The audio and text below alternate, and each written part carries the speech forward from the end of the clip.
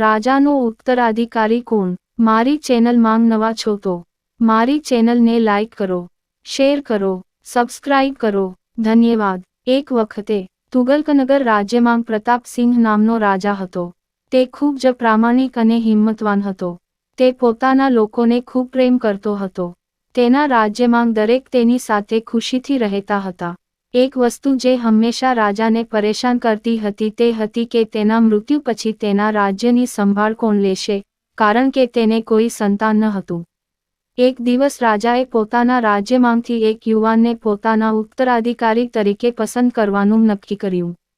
તે પોતાના જેવા પ્રામાણિક છોકરાને સત્તા સોંપવા માંગતો હતો, જે લોકોની સંભાળ રાખે. ખૂબ વિચાર વિમર્શ પછી રાજાએ રાજ્યના તમામ હોનહાર બાળકોને દરબારમાં બોલાવ્યા અને જાહેરાત કરી કે હું તમારામાંથી એકને મારો ઉત્તરાધિકારી બનાવવા માંગુ છું. આ માટે તમારા બધાની પરીક્ષા લેવામાં આવશે. જે પાસ થશે તે મારો ઉત્તરાધિકારી બનશે. આ પછી રાજાએ ત્યાં હાજર તમામ બાળકોને એક એક બીજ આપ્યું અને કહ્યું કે ઘરે જઈને આ બીજને એક વાસણમાં વાવો. 4 મહિના પછી દરેક લોકો તેમના છોડ સાથે ફરીથી અહીં ભેગા થશે. તે સમયે હું તમારામાંથી એકને મારો ઉત્તરાધિકારી બનાવીશ. બધા બાળકો વિચારી રહ્યા હતા કે રાજા પોતાનો ઉત્તરાધિકારી બનાવવા માટે કોઈ અઘરી કસોટી લેવાના છે. પરંતુ વાસણમાં બીજ વાવવાની વાત સાંભળીને બધાએ આ પરીક્ષા સરળ માની અને ખુશીથી ઘરે પાછા ફર્યા. જેમ જેમ સમય વીતતો ગયો તેમ તેમ તમામ બાળકોના વાસણમાંથી બીજ દેખાવા લાગ્યા, પરંતુ ક્ષિતિજ નામનું એક બાળક હતું, જેના વાસણમાંથી છોડનો કોઈ પત્તો ન હતો. ક્ષિતિજ સાથેના અન્ય બાળકોના છોડ ઉગવા માંડ્યા તે જોઈને તે ખૂબ જ પરેશાન થઈ ગયો. તે મનમાં વિચારતો રહ્યો કે દરેકના કુંડામાં છોડ ઉગ્યા છે, પણ તેના કુંડામાં છોડ કેમ ઉગતા નથી? તેણે વિચાર્યું કે તેના છોડને વધવા માટે વધુ સમય લાગશે, તેથી તેણે હાર ન માની અને તેણે સંપૂર્ણ મહેનત અને સમર્પણ સાથે પોટની વધુ કાળજી લીધી. ધીમે ધીમે 4 મહિના વીતી ગયા, પણ ક્ષિતિજના વાસણમાંથી કોઈ છોડ આવ્યો નહીં. તે જ સમયે મોટાભાગના તમામ બાળકોના પોટ્સમાં છોડ ઉગાડવામાં આવ્યા હતા. કેટલાક બાળકોના છોડ પર ફૂલો અને ફળો પણ દેખાવા લાગ્યા. રાજા પાસે જવાનો સમય આવી ગયો છે.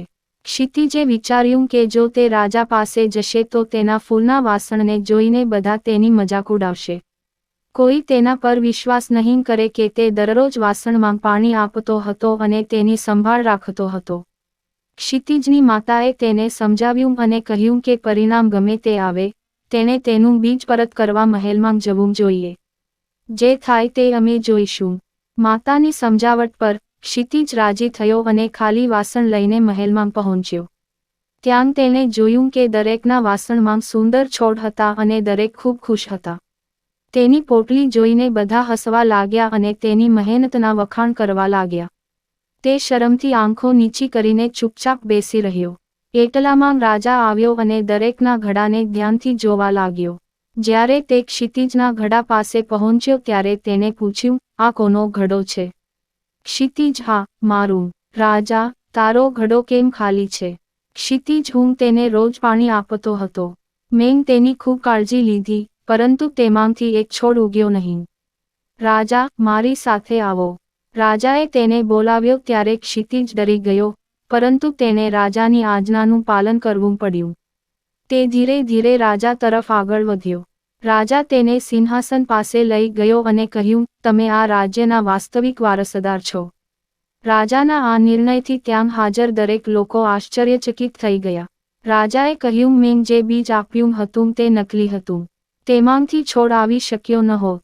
તમે બધાએ બીજ બદલી નાખ્યું, પરંતુ ક્ષિતિજે 4 મહિના ઈમાનદારીથી કામ કર્યું અને પોતાની નિષ્ફળતા સ્વીકારી અને મારી સામે ખાલી માટલી લાવવાની હિંમત બતાવી. ક્ષિતિજમાં એવા બધા ગુણો છે જે રાજા હોવા જોઈએ. તેથી હું ક્ષિતિજને આ રાજ્યનો આગામી ઉત્તરાધિકારી બનાવું છું. બધા યુવાનોએ શરમથી માથું ઝુકાવી દીધું. તેઓ શાંતિથી કોર્ટની બહાર નીકળી ગયા. આ રીતે ક્ષિતિજને તેની પ્રામાણિકતાના કારણે રાજ્યની ગાદી મળી. વાર્તામાંથી બોધ: આપણે કોઈ પણ સંજોગોમાં ઈમાનદારી છોડવી જોઈએ નહીં. વ્યક્તિને તેની સત્યતા અને પ્રામાણિકતાનું ફળ ચોક્કસપણે મળે છે. પૂરી વાર્તા સાંભળવા માટે ધન્યવાદ.